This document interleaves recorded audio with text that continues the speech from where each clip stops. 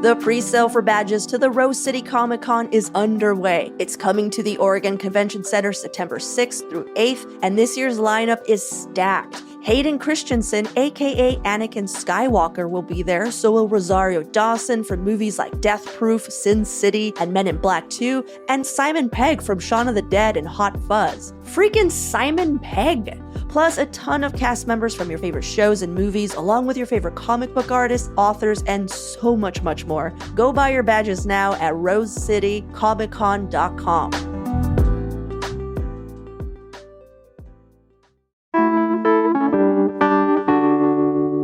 As more people move to a city, the ideal is that housing becomes denser, buildings get taller, and transportation becomes more robust. But as we know, living in Portland, that's not always the case. So today on CityCast Portland, we're talking with urban planner and author Max Podemski. He wrote the book, A Paradise of Small Houses, which looks at how distinctive housing types have evolved according to the geography, climate, population, and culture of individual cities.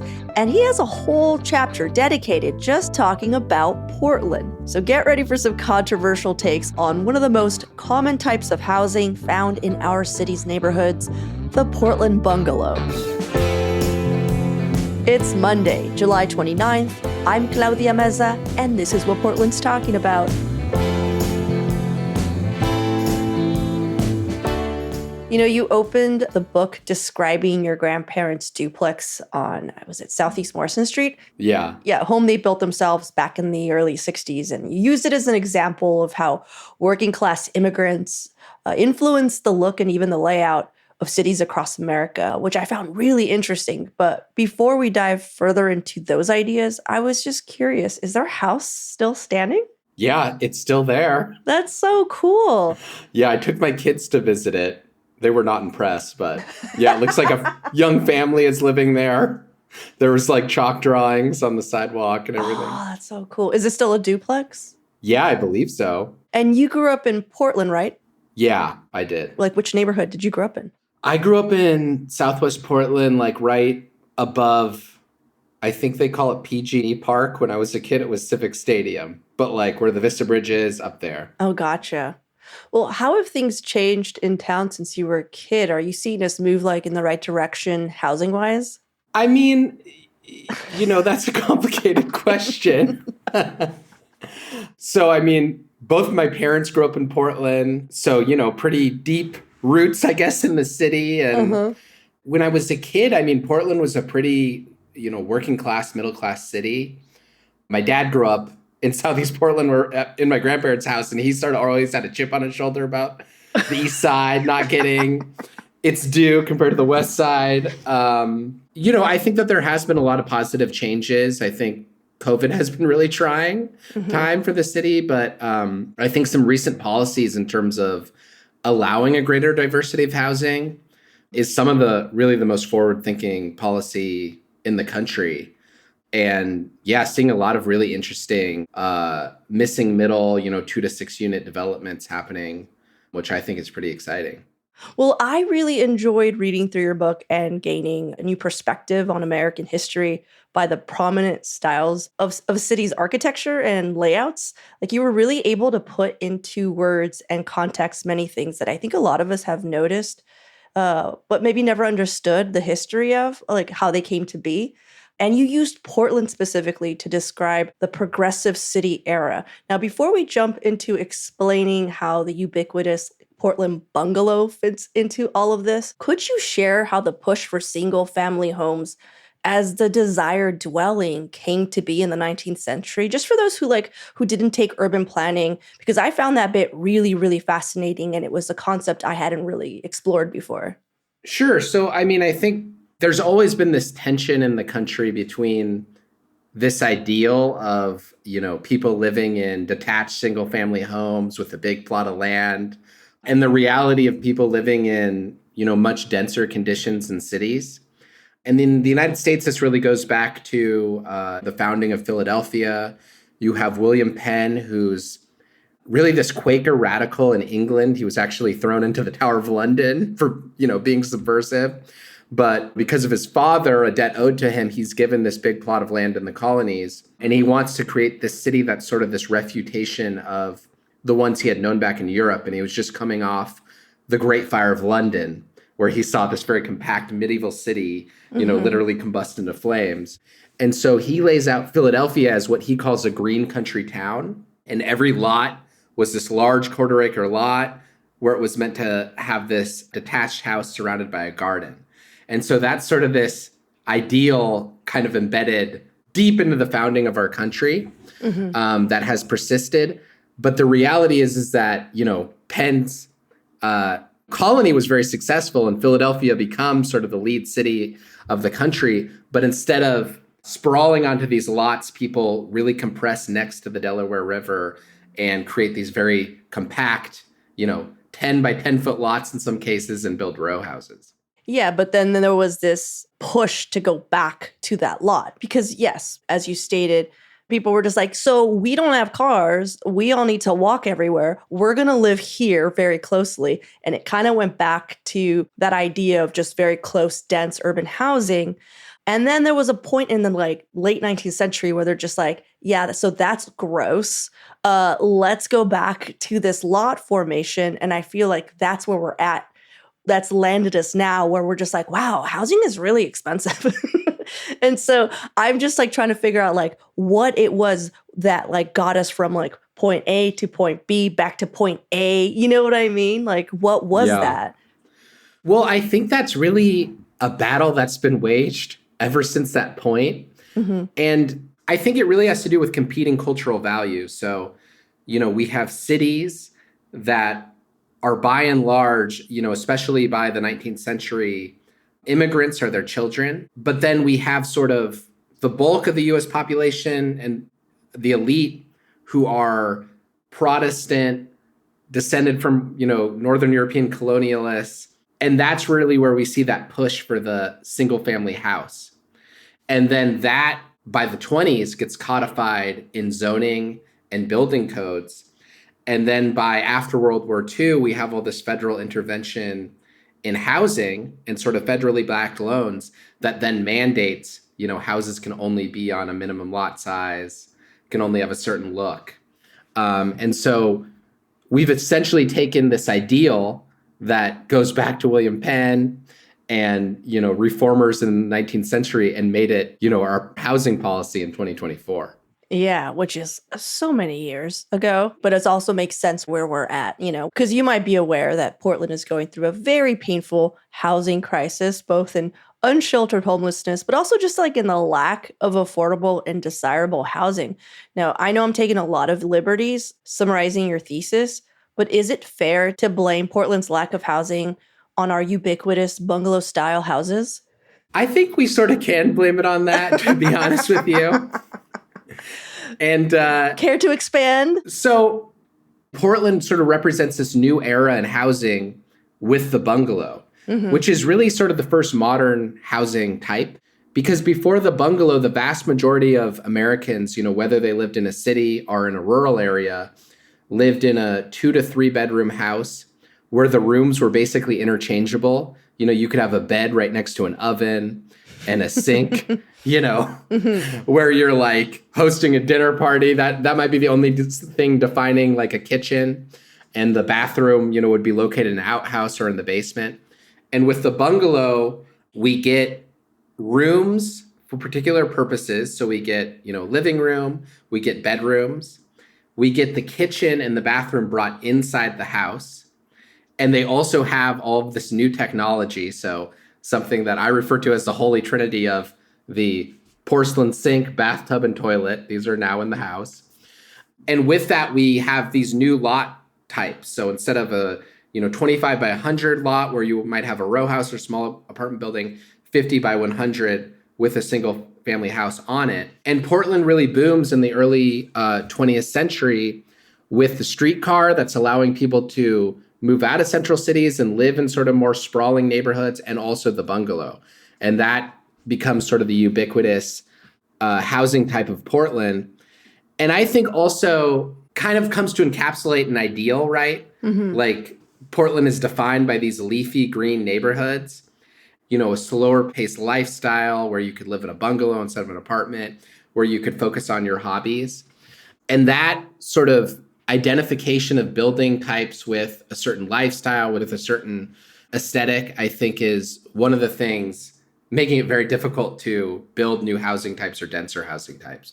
Because it's Yeah. like, if we get rid of this bungalow, are we getting rid of the identity of the city?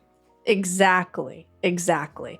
Okay, well, let's take a quick break here. And when we return, what Portland might have to give up in order to get past our housing crisis.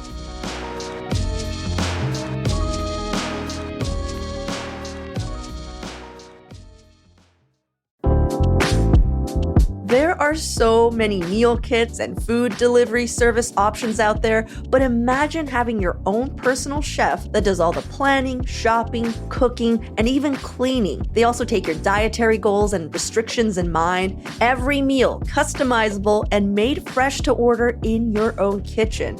And on top of all that, it's affordable, priced similarly to grabbing takeout. Sounds a little too good to be true, right? Well, Chefs for Senior is doing just that. They're a one-of-a-kind in-home meal preparation service that doesn't just deliver meals, they provide the chef. And it's not just for seniors, they're also serving those recently discharged from the hospital, new parents, and those who would rather just have someone else do the cooking so they can focus on the things they'd rather do. Check it out for yourself at chefsforseniors.com/portland.or. That's chefsforseniors.com/portland.or. Ryan Reynolds here for, I guess, my 100th Mint commercial. No, don't. No. I mean, honestly, when I started this, I thought I only have to do like 4 of these. I mean, it's unlimited premium wireless for $15 a month. How are there still people paying 2 or 3 times that much? I'm sorry, I shouldn't be victim blaming here. Give it a try at mintmobile.com/save. Whenever you're ready. $45 upfront payment equivalent to $15 per month. New customers on first 3-month plan only. Taxes and fees extra. Speed slower above 40 gigabytes. See details. It's very obvious that we need to move on from certain ideals of what Portland is, you know? Is there anything Portlanders might have to let go identity-wise as a city to grow into more sustainable and equitable places to live? Are you saying the thing we have to let go of is leafy greens and bungalows? Because that just sounds awful, Max. Like, I don't want to let go of leafy greens and bungalows. Is there anything else we can give up, like Lent? Like, can we just stop drinking coffee? Like, I'll give up coffee. Well, I think we don't need to give up the leafy green, but just taking a step back from like the physical qualities of buildings, I think one thing that people appreciate about their neighborhoods and their cities isn't so much the built environment, but the social environment. Right. And the people living there. And I feel like especially a city like Portland, one thing that people love about it is it was sort of this affordable place on the West Coast where people could come and they could open up, a funky restaurant or create a band. And it was, accessible in ways that other places weren't. Mm-hmm. And I think if we take that back farther to my grandparents and what we're talking about before, Portland used to be a place where, you're a poor immigrant from Eastern Europe, you can come live right in the central city and move into an East Side neighborhood, maybe build your own house and, ascend the economic ladder. So I think building more and denser housing is actually a way to preserve those qualities, right? Mm-hmm. Making sure the city stays affordable and not like San Francisco or Los Angeles or other places where they're essentially inaccessible to a whole bracket of the population. But one thing I really want to make clear in this book is we sort of have this binary of housing, right? You either have this leafy green bungalow or you have this huge slab-like apartment complex. But historically, we've really excelled at building dense housing in this country, that is light-filled, that has greenery. And even in Portland, there's examples of that. You can walk down a street and see a duplex or a bungalow court. And there's buildings that retain a low scale but are much denser than a single family home on a 50 by 100 foot lot. And I think that's sort of what we need to lean into. But that's sort of exactly the type of housing that a lot of our zoning codes in America restrict. One of the cities I highlight is Boston, where you have people moving out of central Boston, moving into the suburbs, and building these buildings called 3-deckers, which I think is an amazing example of a dense building that combines air and light. It's essentially 3 apartments stacked on top of each other. each apartment is the entire floor, so it has air and light on all four sides. And then it has a porch on either side, so it has sort of outdoor space. And it's buffered, from surrounding buildings by sort of a strip of green space. And it looks, they're often clad in wood, and they look, sort of a similar aesthetic to a single family home. And they were also, accessible to a broad swath of the population, because essentially, a working class person would buy one of these, live in one of the units, and then use the rent from those other two units to pay down his mortgage. And often he would rent those other two units from, other immigrant families or to his own direct family. And that movement of, immigrants, people of color into these buildings was really seen by a threat by more affluent people in the suburbs. And that's really where we get this proliferation of zoning laws that explicitly ban those small multi-unit buildings. Oh, Max, say that louder. Isn't it funny how, when we kind of dig down into all the reasons why we're unhappy, it sometimes always falls into just classism and racism. And you're just like, man. Yeah. It's, never fails as an explanation for lots of policy choices in this country, unfortunately. But I always, for some reason, gain so much pleasure from hearing a white man say it back to me. Max, if I were going to give you the task of fixing Portland's housing crisis, the lack of it specifically, what would you suggest as our next moves? I would say in general, and this could apply to a lot of places, is, allowing more of that missing middle housing on single family lots, which Portland is doing. Encouraging denser housing in central cities and on transportation arteries, with which Portland is doing. I'm not a person that believes the market can solve the housing crisis. I think it's too far gone in a lot of places. So I think you need more explicit government policies. I think you need strong renter protections. I think, rent control is very important just to make sure that working class people can stay in their houses. And then, I think social housing is an important tool we have to look at. I mean, one of the interesting things writing this book is it's the lack of trust in the government. Even if we go to a place like Canada, the government is sort of allowed to be much more entrepreneurial and very involved in sort of land use and actually physically building things. And I think for us to actually accomplish something like social housing, we have to give the government a lot more liberty to construct housing. We have the right that doesn't trust the government. They want the government sort of out of the market to, let everything happen. But even on the left, there's sort of a lot of mistrust in the government. And I think if, for something like social housing to be successful, that's like a direct intervention of the government in the housing market, where they have to have liberty to build housing on a piece of land and recoup money from that. And I think that's, if you look at places like Vienna or Singapore or lots of these countries, that's sort of a mechanism that they've used to, solve the housing crisis, is create lots of housing and sort of have it be off the market. Yeah. But I think what people end up worrying about is the ghettoization of certain areas, Well, that's the thing. I mean, if we're talking about real social housing, it's economically integrated, right? So you have very wealthy people living there. And that's another thing, right, that people might not like, even on the left, right, is you use that luxury housing and that high cost housing to sort of subsidize the rest of it. Yeah, I feel like Portland really is trying to do that, but it's unfortunately sometimes at the hands of out-of-state developers, and sometimes we're not getting the best out of that deal, if that makes sense. They're building a bunch of stuff that people don't want to live in, Exactly. Just because they're just filling in the box, and they're just well, okay, let's crunch the numbers. What's the most amount of money and the least amount of things I have to do? And that's unfortunately the bummer that's happening right now. Yeah, exactly. And I feel like I missed an easy opportunity to pitch sort of the overall thesis of my book, which is Go ahead, Max, go for it. I mean, the housing crisis isn't exclusive to Portland. It's, nationwide, and even, not even happening in, large coastal cities. And there's all this hand-wringing, right, about how do we solve it? What are we going to do? And one of the things I'm trying to draw attention to is this country has this really rich tradition of dense urban housing that wasn't just built for working class people, that was built by working class people, like my grandparents, and in that sort of represented this economic stepping stone. And I think we have to look back and revisit these buildings and make it possible to build them once again.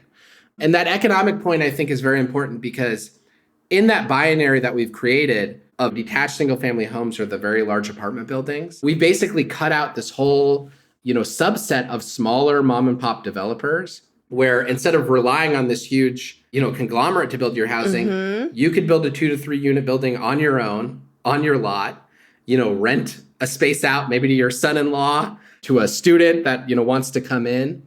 And that's a way of, building some economic stability. I wish that I could frame what you just said. Do you know how hard it is for just a regular person who's not a developer to do that now? They make it nearly impossible because it's just not made for us. It's made, I have to be a 3 last name company to even get looked at for any kind of assistance, And then if you want to do it on your own, it's just well, here's a 10% loan. And you're no, that doesn't even make sense, Yeah. And that's been really interesting is, we've had all these laws that, have allowed accessory dwelling units, right? And a lot of people are doing that. And that's kind of reviving some of that small mom and pop developer. But then, in other cases, you can actually build more than that.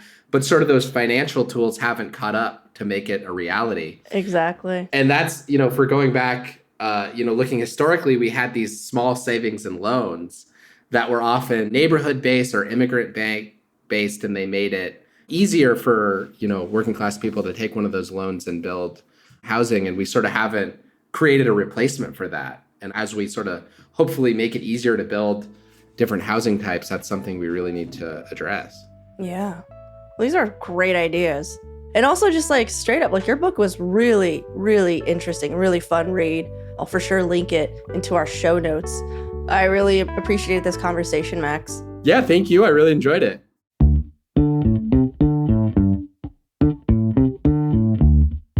That's all for today here on CityCast Portland. Thanks so much for listening. If you enjoyed the show, please share it with a friend, rate or leave us a review. It really does help us out. We'll be back tomorrow morning with more from around the city. Until then, see you at Slim's.